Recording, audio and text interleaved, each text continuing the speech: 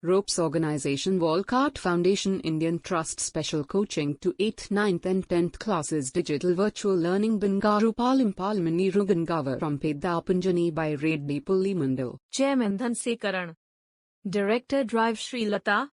Hi, hello everyone. Welcome to Ropes Organization. This is Sai Rupa. I am teaching English subject. Before the classes, we are explaining a truly beautiful mind. In this lesson, we are explained about the personal information of Albert Einstein. So let's see the Einstein new personal chapter coincided with his rise to world fame.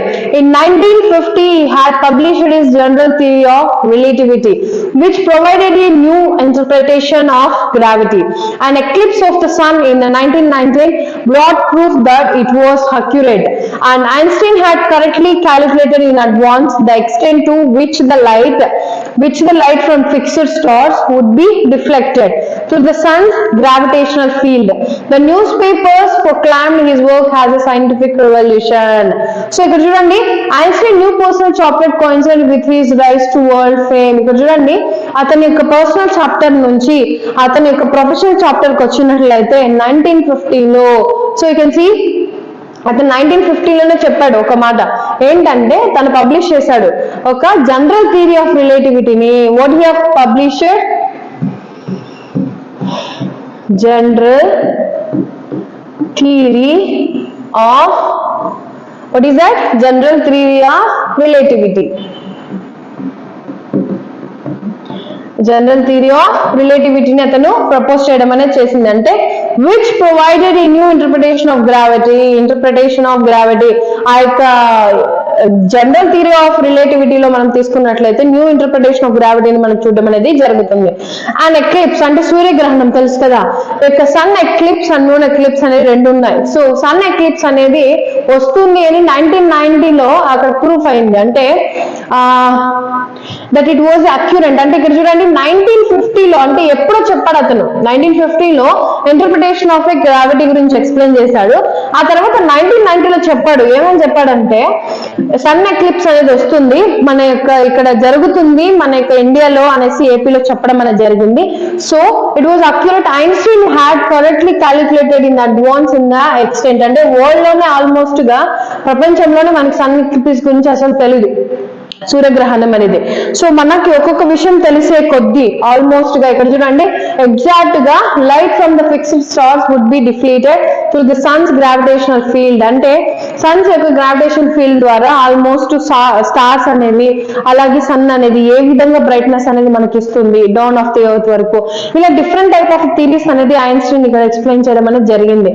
So ఆ news papers వాళ్ళు వచ్చి ఎప్పుడు proclaim చేశారంటే scientific revolution అని చెప్పారు. ఏమంటే అతను చెప్పాడు కదా సన్ ఎక్లిప్స్ అనేది వస్తుంది అనేసి, అది జరగడంతో ఇది జరిగింది అనేసి వాళ్ళు గుర్తించడం అనేది జరిగింది.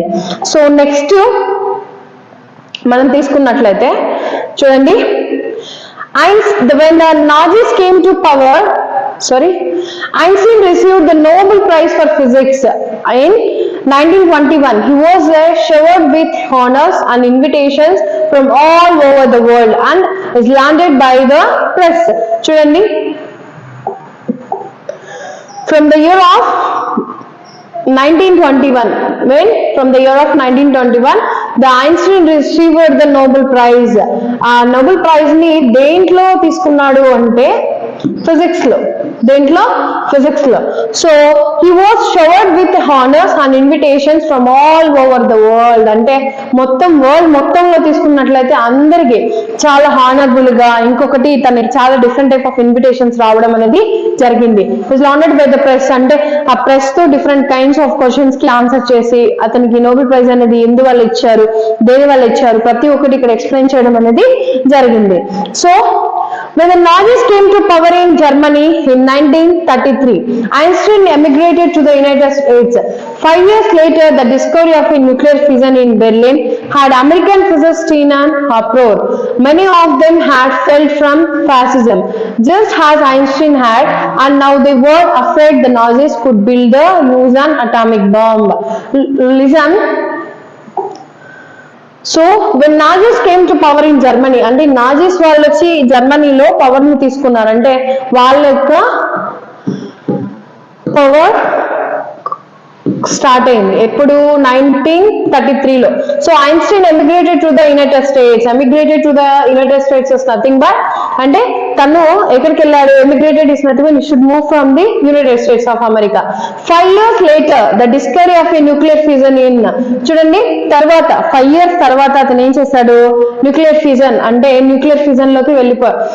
ఆల్మోస్ట్ గా అమెరికన్ ఫిజిషియన్స్ ఉంటారు కదా,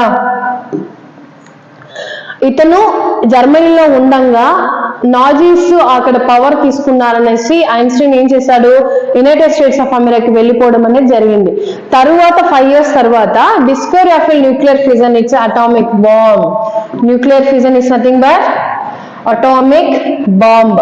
సో ఈ అటామిక్ బాంబ్ ని వాళ్ళు కనిపెట్టడం అనేది జరిగింది. సో అమెరికన్ ఫిజిసిస్ట్ అప్రోర్ అంటే వాళ్ళు చాలా uproar is nothing but very upset, చాలా అప్సెట్ గా కూడా ఉన్నారు. Because many of them had ఫెల్డ్ of A fascism is nothing but everybody is not equal in the society, like they have to show some of the towards mentally and physically difference,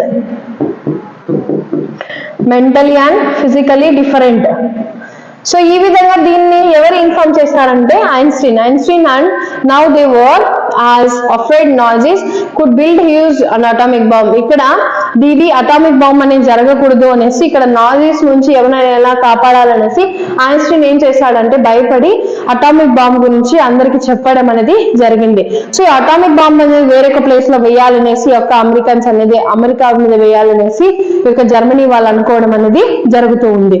so ఈ విధంగా జరుగుతున్న situations లో చూసినట్లయితే చూడండి, at the urging of a colleague, Einstein wrote a letter to the American president. ఆ Germany వాళ్ళ మీద యొక్క ఐన్స్టీన్ ఏం చేశాడు, ఒక లెటర్ ని రాశాడు. Franklin D Roosevelt on 2nd 1939 in which he warned a single bomb of this type exploded in a port and might very well destroy the whole port together with some of the surrounding territory. So his words did not fail to have an effect. The Americans developed the atomic bomb in the secret project of their own and dropped into the Japanese cities of the Hiroshima and Nagasaki in August 1945.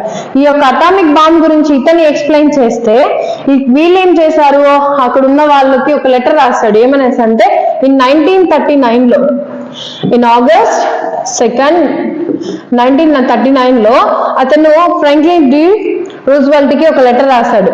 ఏమని warn చేశాడంటే, ఒక single bomb పడితే అక్కడ ఉన్న ప్రతి ఒక్కటి destroy అవుతుంది, అంటే ఆ చుట్టుపక్కల ఉన్న ప్లేసెస్ అంతా కూడా ఏమవుతుంది, total it will get destroy. His words did not fail to an word. ఇతను అంటున్నాడు ఏమనేసి అంటే ప్రతి ఒక్క వర్డ్ అనేది అసలు పని అంటే తనైతే చెప్పాడు, కానీ ఆ ఒక్క వర్డ్ కూడా అక్కడ పనికి అయితే రాలేదు. The Americans developed the atomic bomb in secret project of their, చూడండి secret project of their own. So and dropped into Japanese cities of Hiroshima. So ఆ యొక్క బాంబ్ వేయడంతో అక్కడ జపనీస్ సిటీస్ అయిన హిరోషిమా నాగసాకిలో ఆల్మోస్ట్ గా ఏమైంది, మొత్తం డిస్ట్రక్షన్ అనేది జరిగింది. ఎప్పుడు 1945 ఆగస్ట్ లో. సో ఈ విధంగా ఉండడం కారణంగా ఈ యొక్క ఐన్స్టీన్ మాటలు అనేది అక్కడికి ఏం కూడా చెల్లడం అనేది జరగలేదు. సో ఏ ట్రూలీ బ్యూటిఫుల్ మైండ్ లెసన్ అనేది పారాగ్రాఫ్ క్వశ్చన్స్ కి వెరీ వెరీ ఇంపార్టెంట్ అండి. ఇక్కడ వరకు మీకు ఏదైనా డౌట్ అనిపిస్తే నాకు కమెంట్ చేయండి. Thank you one and all.